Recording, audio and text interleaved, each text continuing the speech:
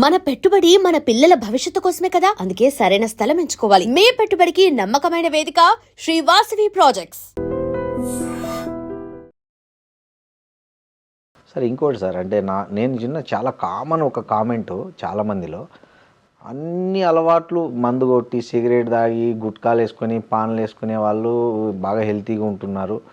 చాలామంది మంచిగా రోజు ఎక్సర్సైజ్ చేసి మంచి ఫుడ్ తీసుకొని మంచి క్వాలిటీ ఫుడ్ మెయింటైన్ చేసి హెల్త్ మెయింటైన్ చేసి వీళ్ళు క్యాన్సర్ డిటెక్ట్ అవుతుంది.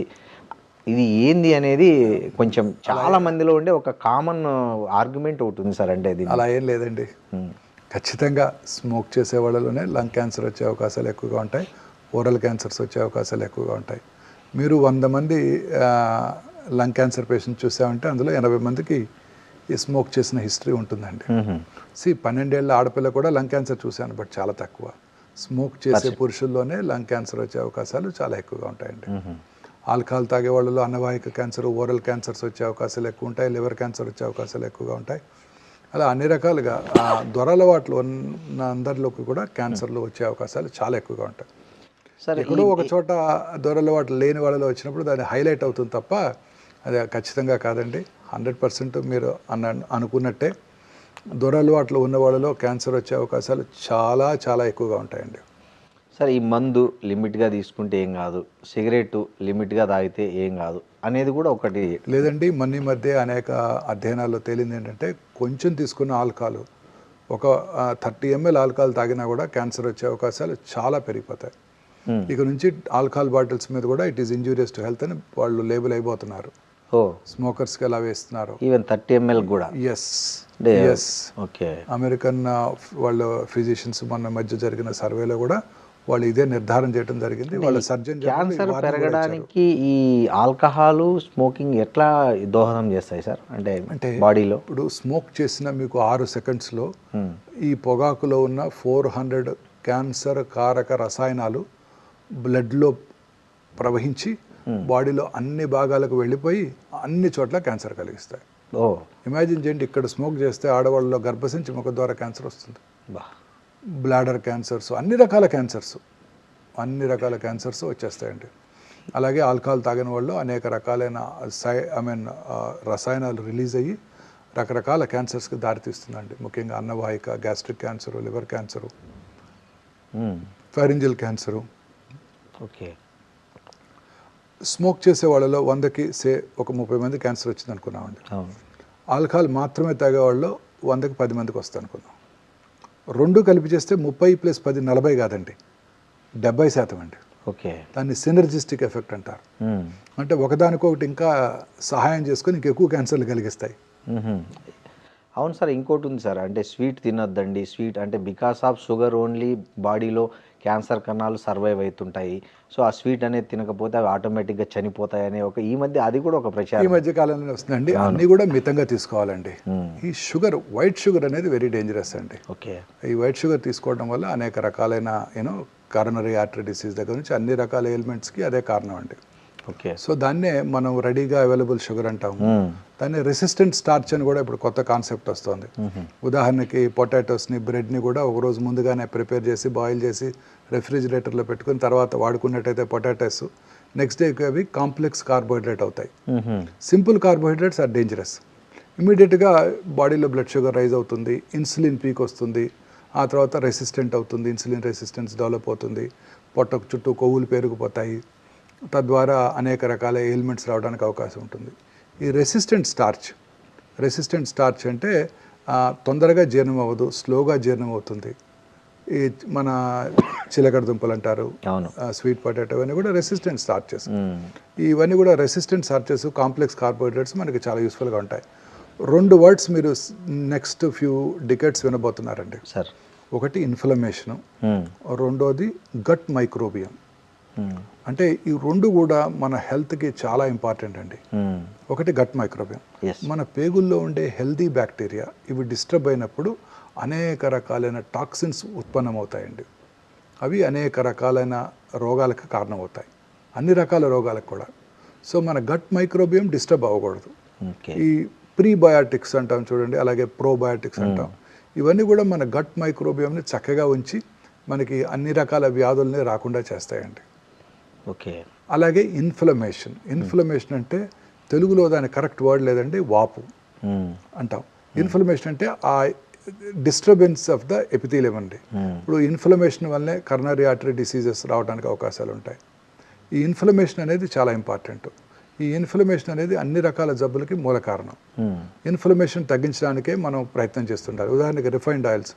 మా చిన్నప్పుడు రిఫైన్డ్ ఆయిల్స్ అంటే చాలా పాపులర్. ఇందులో కొలెస్ట్రాల్ తక్కువ ఉంటుంది, ఫ్యాట్స్ తక్కువ ఉంటాయి, మనకి చాలా హెల్దీ ఆయిల్ వాడుకుంటూ ఉండేవాళ్ళం. బట్ రిఫైన్డ్ ఆయిల్స్లో ఉండే ఆ రిఫైన్డ్ ఆయిల్స్ తయారు చేసే క్రమంలో వాడే కెమికల్స్ అనేక రకాలైన ఇన్ఫ్లమేషన్కి దారితీస్తాయి. అవి కరోనరీ ఆర్టరీ డిసీజ్కి దారితీస్తాయి, క్యాన్సర్లకు కూడా దారితీస్తాయి.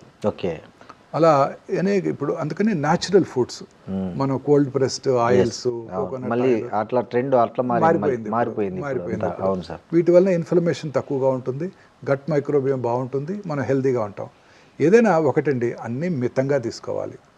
కార్బోహైడ్రేట్స్, ఫ్యాట్స్, అలాగే ప్రోటీన్స్, సమతుల ఆహారం, సమతుల్యమైన ఆహారం తీసుకుంటే ఏ జబ్బులు రావండి. దాంతోపాటు దురలవాట్లకు దూరంగా ఉంటూ, పీచు పదార్థం ఎక్కువగా తీసుకుంటూ, రెగ్యులర్గా వ్యాయామం చేస్తూ, లీన్ బాడీ మాస్, ఊబకాయం రాకుండా సన్నగా ఉన్నట్టయితే అనేక రకాలైన జబ్బులకి ఇంక్లూడింగ్ క్యాన్సర్కి దూరంగా ఉండడానికి అవకాశం ఉంటుంది. సార్ ఇంకోటి కూడా ఉంది సార్, నేను లక్ష్మణ ఫలం అని, తర్వాత మీరు చెప్పిన చిలగడ దుంపలు అంటే మా గంజిగడ్డలు అంటారు, వాటిని తినడం అనేది యాంటీ క్యాన్సర్ అంటారు. అది అలాగే లేదండి, అన్ని రకాల ఫ్రూట్స్ కూడా యాంటీ క్యాన్సరే. వాటిలో ఎనీ ఫ్రూట్ అండి, అన్ని రకాల ఫ్రూట్స్ కూడా, ఫ్రూట్స్ మనకి అన్ని రకాలుగా మనకి మంచి ఆరోగ్యాన్ని అందజేస్తాయండి. ఓకే. సీజనల్ ఫ్రూట్స్, మన అవకాడోలు, బ్లూబెర్రీలు తినాల్సిన అవసరం లేదు. మన ఉసిరికాయలు, రేక్కాయలు సీజనల్, ఏ సీజన్లో ఇప్పుడు సీజన్ దొరికే అన్ని ఈ సీజన్లో అన్ని దొరుకుతుంటాయి. సీతాఫలాలు, స్ట్రాబెర్రీస్ అన్ని దొరుకుతాయి. అవును సార్. మనకి ఏది దొరికితే అది. మనం ఫ్యాన్సీ కివీస్, అవకాడోస్, బ్లూబెర్రీస్ తినాల్సిన అవసరం లేదు. మల్బెర్రీస్, మన ఊర్లో మన దొరికే జామకాయ అవకాడో కన్నా 100 రెట్లు బెటరు. మన ఆకుకూరలు కాలే కన్నా 100 రెట్లు బెటర్. తోటకూర, చుక్కకూర, పాలకూర, గోంగూర, పచ్చల కూర అన్నీ కూడా పవర్ హౌసెస్ అండి. స్పినాచ్ అంటారు ఇంగ్లీష్ వాళ్ళు, మన తోటకూరేనండి. అందులో ఉండే ప్రోటీను, మన కాలీఫ్లవర్, వాళ్ళు బ్రోకలీ తింటారు, మన చాలా ఖరీదైన కూరగాయ. అవును సార్. 80 రూపీస్, ఇది 20 రూపీస్. మన కాలీఫ్లవర్ 10 రూపాయలు దొరుకుతుంది. అదే సేమ్ అండి, సేమ్ క్వాంటిటీ ఆఫ్ ప్రోటీన్, అన్ని పీచు పదార్థం, అన్ని ఓకే. ఎక్కడ ఏం మార్పే లేదండి. అవునా సార్. అవకాడో కన్నా మన జాంకాయ బెటరు, బ్లూబెర్రీస్ కన్నా మన ఉసిరికాయలు బెటరు. ఓకే. మన చిలకడ దుంపలు, గంజిగడ్డలు అంటే చూడండి. సో ఎనీ ఫ్రూట్ అనేది రోజు మనకి సీజనల్ ఫ్రూట్, మనకి ఎప్పుడు ఈ సీజన్లో ఏం దొరికితే అది మంచిదండి. Okay sir. ఇంకోటి సార్, ఈ ఊరగాయలు ప్లాస్టిక్ డబ్బాల్లో పెట్టి ఇస్తున్నారు కదా, సో దానికంటే గాజు బాటిల్లో ఉన్న ఊరగాయలు ఆరోగ్యానికి మేలు చేస్తాయి. వేరే ప్లాస్టిక్ బాటిల్స్లో పెట్టేవి కెమికల్ రియాక్షన్ జరిగి అవి తొందరగా క్యాన్సర్ రావడానికి కూడా కారణమవుతున్నాయి అనేది కూడా ఒకటి ఈ మధ్య వింటున్నాం. సో జనరల్గా ఊరగాయల మీద చాలా రకాల అభిప్రాయాలు ఉన్నాయి. కొంతమంది ఊరగాయలు ఫెర్మెంటెడ్ ఫుడ్స్ మనకి మేలు చేస్తాయి అంటారు. ఎనీథింగ్ ఫెర్మెంటేషన్ అనేది మన గట్ మైక్రోబియాన్ని కాపాడుతుందండి. రోజు పొద్దున్నే తినే ఇడ్లీ, దోశ, ఇవన్నీ కూడా మన ఫెర్మెంటెడ్ ఫుడ్స్, అవన్నీ కూడా గట్ మైక్రోబియాన్ని కాపాడుతాయండి. రకరకాల దేశాల్లో, కొరియాలోను, మన ఇండియాలోను పెరుగుతో రకరకాల ఫ్రూట్ మన పదార్థాలు చేసుకొని తింటూ ఉంటాం. అన్నీ కూడా మనకు చాలా మంచి ఆహారం. అలాగే ఊరగాయల్లో కూడా ఫెర్మెంటెడ్ బ్యాక్టీరియా ఉంటుంది, అది మన గట్ మైక్రోబియం మంచిది, బట్ లిమిటెడ్ క్వాంటిటీస్. ఊరగాయలో ఉండేది ఏంటండి, సాల్ట్, కారం, ఆయిల్. సాల్ట్ మనకి ఇప్పుడు కూడా మంచిది కాదు. ఆయిల్ తక్కువగా తీసుకోవాలి, అన్ని సమపాలలో తీసుకోవాలి. వాటిలో చాలా ఎక్కువ ఉంటాయండి. Correct sir. వాటిలో చాలా ఎక్కువ ఉంటాయి. సాల్ట్ ఎక్కువ అయిపోతే ఊరగాయ నిలవదు. మీరు సాల్ట్ తక్కువ వేసి ఊరగాయ పెట్టండి, 2వ రోజు ఫంగస్ వచ్చేస్తుంది, బూజు పట్టేస్తుంది. సో సాల్ట్, కారము, ఆయిల్ ఎక్కువ ఉంటాయండి. సో అన్నీ మనకు మంచివి కావు. తక్కువ మోతాదులో కొంచెం ఎప్పుడోకప్పుడు రుచి కోసం తీసుకోవచ్చు తప్ప ఊరగాయలు రెగ్యులర్గా వాడకూడదు. అది గ్లాస్ బాటిల్లో ఉన్నా, ప్లాస్టిక్ బాటిల్లో ఉన్నా డేంజరస్. ప్లాస్టిక్ బాటిల్స్ ఉన్నట్టయితే, ప్లాస్టిక్ బాటిల్స్ అనేది ఒక పెద్ద సైన్స్ అండి. అది ప్లాస్టిక్ బాటిల్లో మనం వాటర్ తాగకూడదు, ఊరగాయ తినకూడదు, టీ తాగకూడదు, ఫుడ్ తీసుకోకూడదు. పొద్దున్నే చేసే బ్రేక్ఫాస్ట్ మనం ఆర్డర్ చేస్తే ప్లాస్టిక్ దాంట్లోనే వచ్చేస్తుంది. అవును సార్.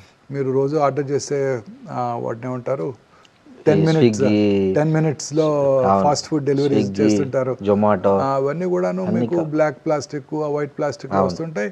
ఆ హీటెడ్ ఫుడ్ ఐటమ్ దాంట్లో వేసినప్పుడు దాంట్లోంచి, ఆ ప్లాస్టిక్లోంచి అనేక రకాలైన మనకు అవసరం లేని టాక్సిన్స్ మన ఫుడ్లోకి వచ్చి మన బాడీలోకి వెళ్ళిపోతున్నాయి. సో ఇవన్నీ కూడా అవాయిడ్ చేయాల్సిందేనండి. సార్ ఈ మధ్య పేపర్ ప్లేట్ల కల్చర్ ఎక్కువైంది. ఏ ఫంక్షన్ చూసుకున్నా ఎక్కడ చూసుకున్నా చాలా మటుకు ఇంతకుముందు విస్తరాకులు అరిటాకుల ప్లేస్లో ఇప్పుడు చాలా పేపర్ ప్లేట్లు వచ్చేసాయి.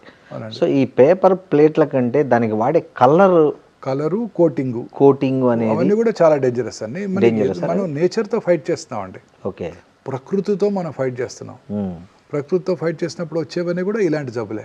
ఓకే, ఇప్పుడు మీరు పొద్దున్నే లేవగానే plastic toothbrush, plastic bristles, synthetic toothpaste, plastic tongue cleaner, plastic bucket,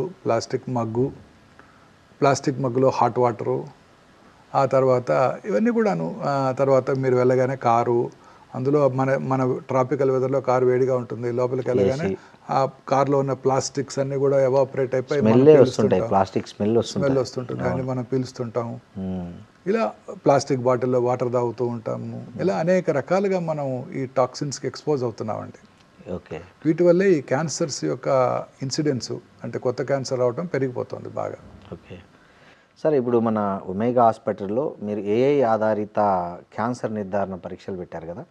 so AI ప్రాక్టికల్గా ఏ స్టేజ్లో డాక్టర్లకు యూజ్ అవుతుంది, పేషెంట్స్కి ఎట్లా బెనిఫిట్ అవుతుంది? అది అంటే కృత్రిమ మేధస్సు అనేది ఇంకా ఫ్యూచర్ మనందరికీ తెలుసు. అన్ని రంగాల్లోనూ కృత్రిమ మేధస్సే going to play major role. In fact medical సైన్సెస్లో కూడా అది మేజర్ రోల్ ప్లే చేస్తుందండి. ఓకే, ఇప్పుడు ఉదాహరణకి రేడియలాజికల్ డయాగ్నోసిస్ కానివ్వండి, ఇదంతా కూడా ప్యాటర్న్ రిపోర్టింగ్ అంటారు. అంటే మనకున్న నాలెడ్జ్తో దాన్ని రిపోర్ట్ చేస్తుంటాం. సో అది ఏఐ చక్కగా చేసేస్తుంది. ఎందుకంటే ఏలో కొన్ని లక్షల ఆర్టికల్స్ దాంట్లో నిగూఢంగా ఉంచడం జరిగింది. సో వితిన్ అది చాలా ఫాస్ట్గా థింక్ చేసి ఆ రిపోర్టింగ్ చేయడానికి చాలా చక్కగా పనిచేస్తుంది. ఎనీథింగ్ ప్యాటర్న్ రిపోర్టింగ్ అంటాం. అదే కృత్రిమ మీద అవసరం లేదు, ఒక ప్యాటర్న్. అది ఇది ఇలా ఉంటే ఇది ఒకరు చేసే పనిని 100 మంది చేస్తే ఎంత రిజల్ట్ వస్తుందో అలాంటి ఏ అంత ఫాస్ట్గా మీకు. ఇప్పుడు రేడియోథెరపీ ప్లానింగ్ ఉందనుకోండి.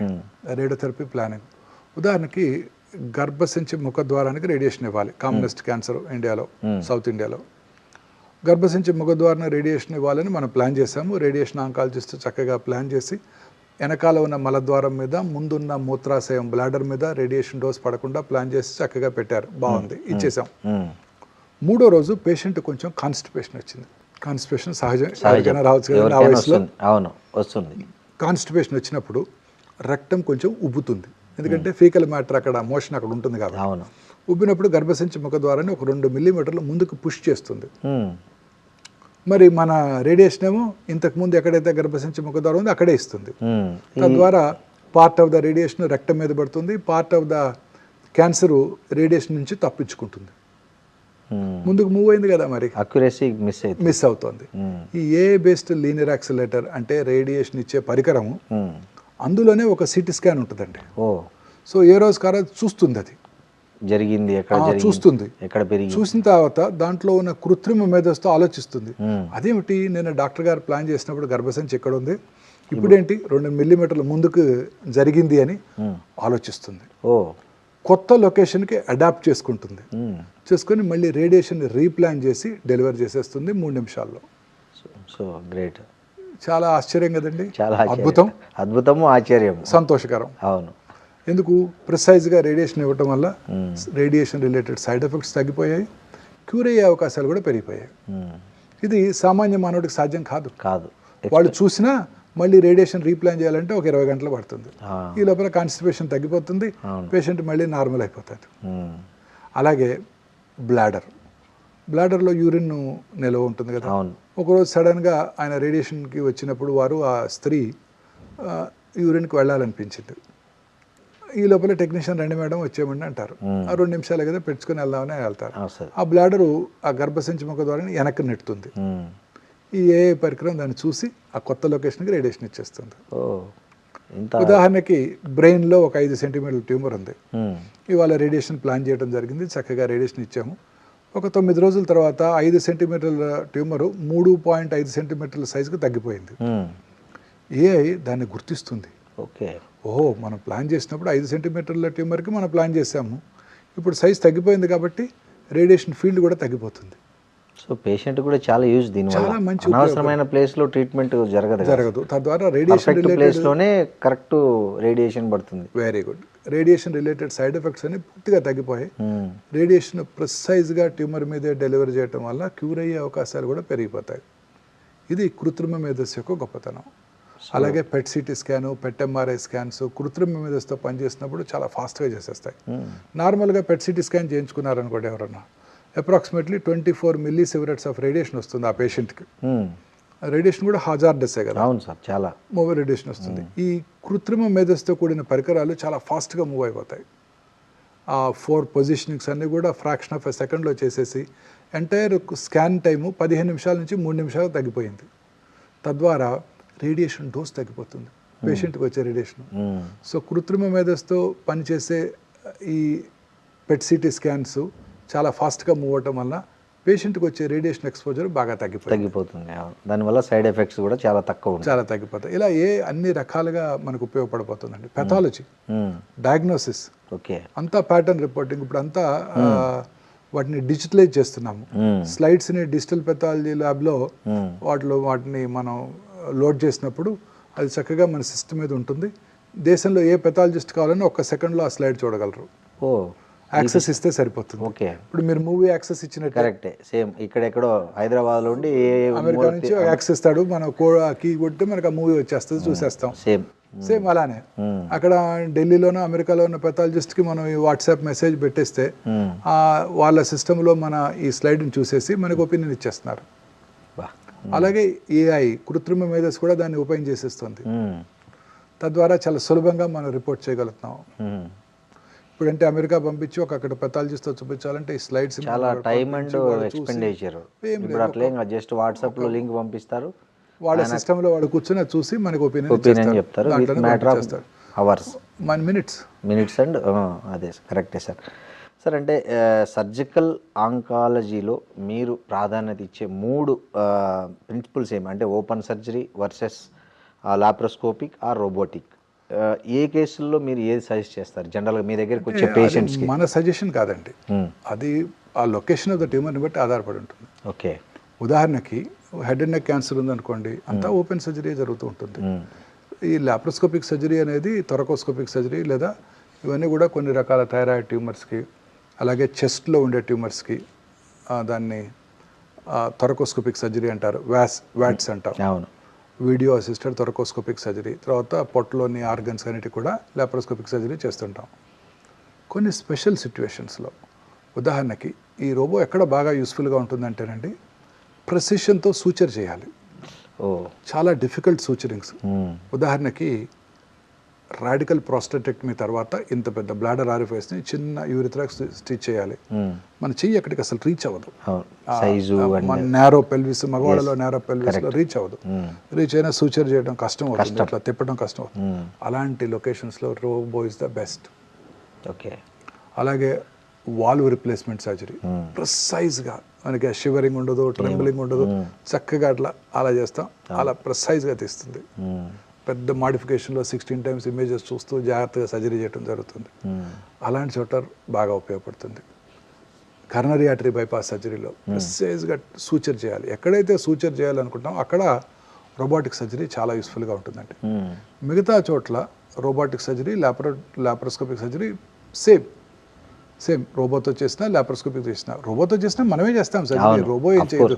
మనం ఇక్కడ కూర్చొని చేస్తాం, ఆపరేషన్ అంతా మీ చేతిలో, మన చేతిలోనే ఉంటుంది. ఎక్కడైనా ఒకటండి. ఈ ప్రెసిషన్తో సూచర్ చేయాల్సిన చోట, ముఖ్యంగా prostate surgery, valve replacements, coronary artery bypass grafts, ఇక్కడ రోబో చాలా యూస్ఫుల్గా ఉండబోతుంది. Okay sir. Breast, lungs, gynaecological cancers బాగా పెరుగుతున్నాయని డేటా చెప్తుంది. మీరు జనరల్గా మీ హాస్పిటల్కి వచ్చే ఓపీడీలో మీరు ఏ ట్రెండ్ ఎక్కువ, ఈ మూడిట్లో ఏది ట్రెండ్ ఎక్కువ ఉందని? బ్రెస్ట్ అండ్ లంగ్ అండి. గైనకాలజికల్ క్యాన్సర్స్ అంటే గర్భసంచి ముఖద్వార క్యాన్సర్ నెంబర్ తగ్గిపోతుందండి. ఓకే. ఇప్పుడు 2010లో 2 లక్షల గర్భసంచి కొత్త క్యాన్సర్లు డయాగ్నోస్ చేసిన సందర్భం ఇవాళ 60-70 వేలు వచ్చేసింది, తగ్గిపోయింది. ఎందుకు సార్? అంటే వ్యాక్సిన్స్ రావటం, ప్రజల్లో పరిశుభ్రత అవగాహన పెరిగిపోవటం, హైజీన్ మీద, వాటి వల్ల గర్భసంచి ముఖద్వార క్యాన్సర్స్ బాగా తగ్గిపోయాయి. ఓకే. అలాగే బ్రెస్ట్ క్యాన్సర్ ఇన్సిడెన్స్ బాగా పెరిగిపోయింది. ఆ రోజుల్లో 2010లో 70-80 వేలు సంవత్సరానికి కొత్త క్యాన్సర్ కేసులు భారతదేశంలో డయాగ్నోస్ చేస్తున్నట్టయితే ఇప్పుడు more than 2,50,000 new breast cancer patients భారతదేశంలో డయాగ్నోస్ చేయబడుతున్నాయి. అంటే ప్రతి సంవత్సరం 20-30 వేలు ఎక్కువ అవుతాయంటే ఇంకా ICMR వారి అంచనా ప్రకారమే, అంటే ఇంకా ఎక్కువగా ఉండబోతున్నాయి. అలాగే ఓవేరియన్ క్యాన్సరు, గర్భసంచిలో బాడీ క్యాన్సర్స్ అవి ఎక్కువ అవుతున్నాయి.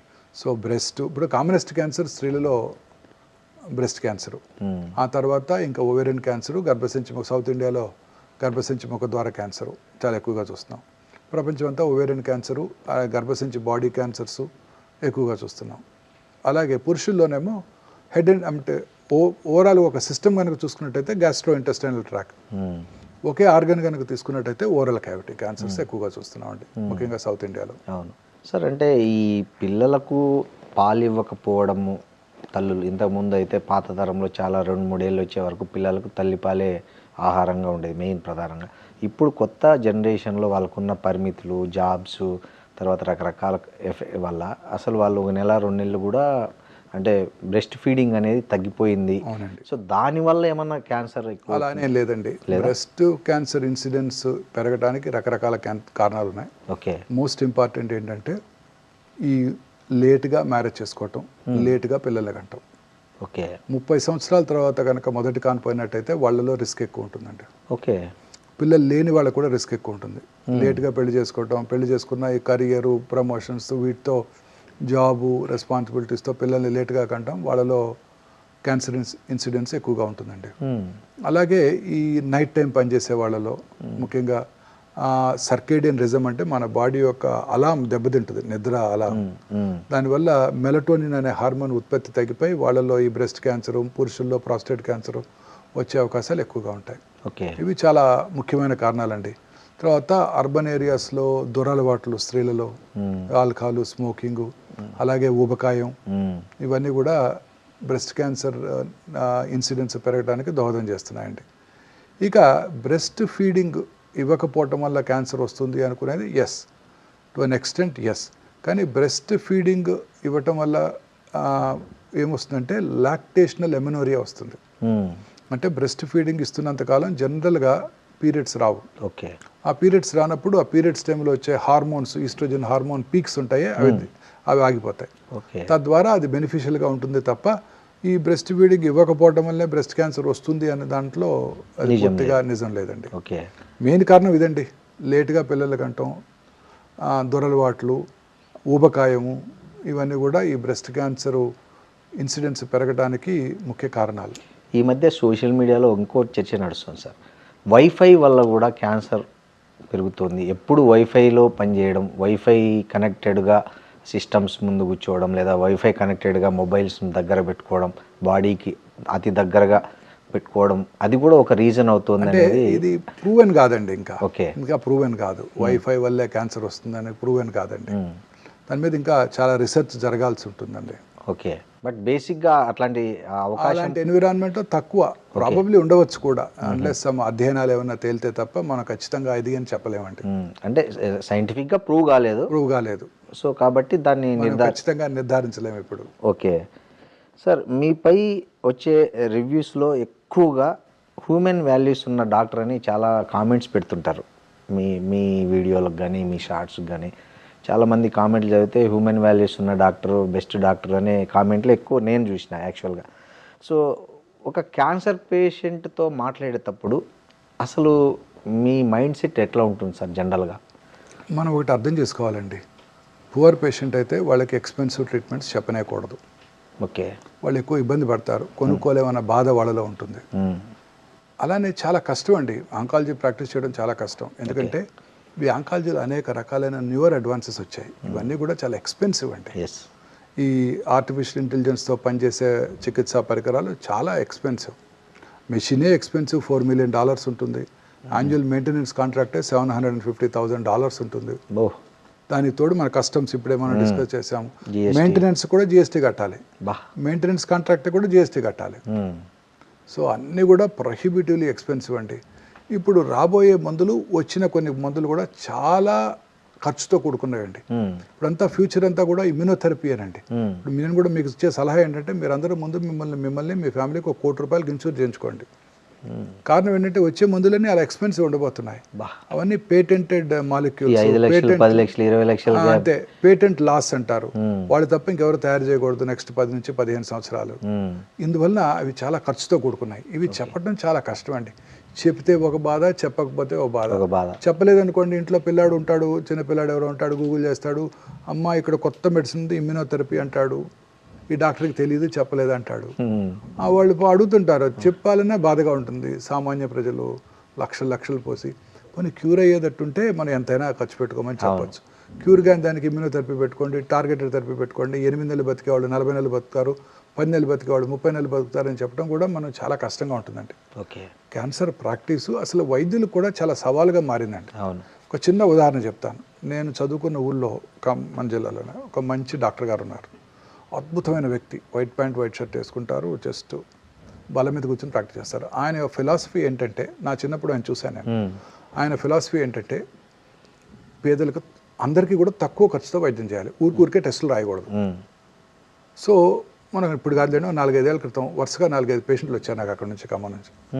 ఏంటంటే లంప్ బ్రెస్ట్ పెరిగిపోయింది, అయ్యో నేను తెలుసు కదా మీకు, మరి ఏంటి రాలేదు అంటే, మన డాక్టర్ గారిని కలిసాం, ఏం లేదన్నారు, చూసి ఏం లేదన్నారు. అయ్యో ఒక మ్యామోగ్రఫీ చేసినా సరిపోయేది అనుకుంటా వాళ్ళే అంటున్నారు. సో టెస్ట్ చేస్తే ఒక బాధ, చెయ్యకపోతే ఒక బాధ. కరెక్ట్.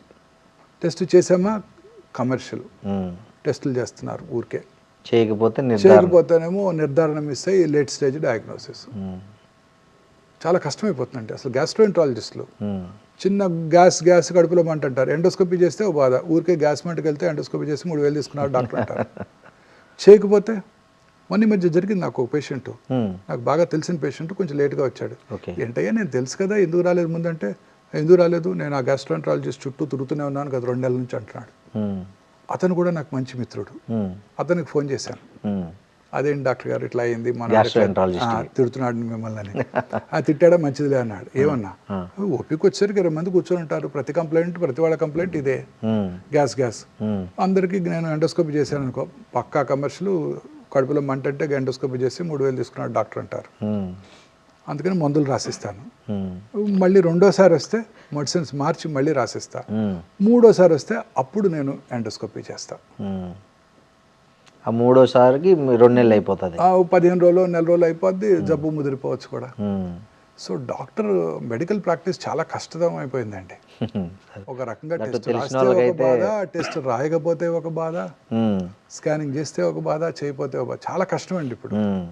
సార్ మీ దగ్గరికి మన తెలుగు రాష్ట్రాలతో పాటు చాలా పక్క రాష్ట్రాల వాళ్ళు కూడా చాలా సుదూర నుంచి మీ దగ్గరికి పేషెంట్లు వస్తుంటారు, చాలా రకరకాల నగరాల నుంచి రాష్ట్రాల నుంచి వస్తుంటారు కదా సార్.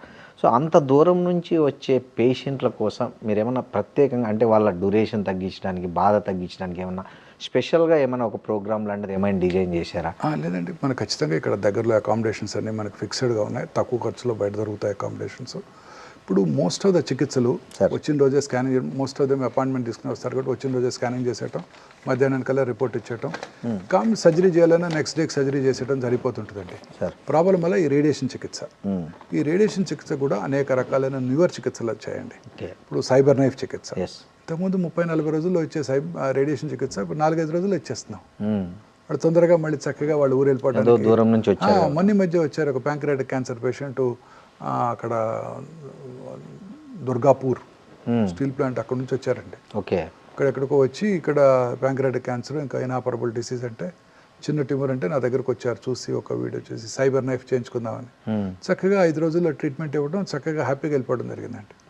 బంగ్లాదేశ్ నుంచి మోర్ దాన్ 30 మంది కార్సినోమా ప్రాస్టేట్ క్యాన్సర్ పేషెంట్లు వచ్చారండి 3-4 సంవత్సరాల్లో. ఓకే, చక్కగా 5 రోజుల్లోనే ఈ సైబర్ నైఫ్ చికిత్స చేయటం, వాళ్ళు చక్కగా పూర్తిగా సాటిస్ఫైడ్గా వెళ్ళిపోయారు. వాళ్ళే ఇంకో 30 మంది పేషెంట్లు పంపిస్తారు నెక్స్ట్ 2 ఏళ్లలో. ఓకే, అదే అంటే అంతంత దూరం నుంచి వచ్చే వాళ్ళ కోసం మీరు స్పెషల్గా చికిత్సా విధానాలతో చక్కగా చేయగలుగుతున్నాం. ఓకే సార్, ఈ మధ్య రష్యా వ్యాక్సిన్ ఒకటి బాగా ఫేమస్ అయింది, అది వస్తుంది, క్యాన్సర్ ముఖ చిత్రాన్నే మార్చేస్తుంది. రష్యా ఇండియాకంతా మొత్తం ఫ్రీ వ్యాక్సిన్ ఇస్తుందని ఒకటే చర్చ జరుగుతుంది సోషల్ మీడియాలో. మనిషి ఆశాజీవి అండి, అంతేనా? ఈ రష్యన్ ఆ వ్యాక్సిన్స్ ఏది కూడా ఇంతవరకు బయట ప్రపంచంలో దాన్ని పూర్తిగా టెస్ట్ చేయబడి ఇంతవరకు లార్జ్ పాపులేషన్స్ మీద ఇచ్చి రిజల్ట్స్ ఏమీ లేవు. ఓకే, ఓన్లీ రష్యాలో అప్రూవ్డ్ అయిన వ్యాక్సిన్ అప్రూవ్ అని కూడా లేదండి. వాళ్ళు ఏదో ఒక మన న్యూస్ ఐటమ్ లాగా వచ్చింది తప్ప వాళ్ళ సైంటిఫిక్ పబ్లికేషన్స్ ఏమీ చెప్పలేదు. ఓకే, ఇదేదో ఒక mRNA వ్యాక్సిన్ కోలన్ క్యాన్సర్ పేషెంట్స్లో కొంచెం యూస్ఫుల్గా ఉంటుందని వాళ్ళు ఏదో ఒక నోట్ ఇచ్చినట్టు అనేక రకాలైన స్టడీస్ చెప్తున్నాయి ఇప్పటి వరకు.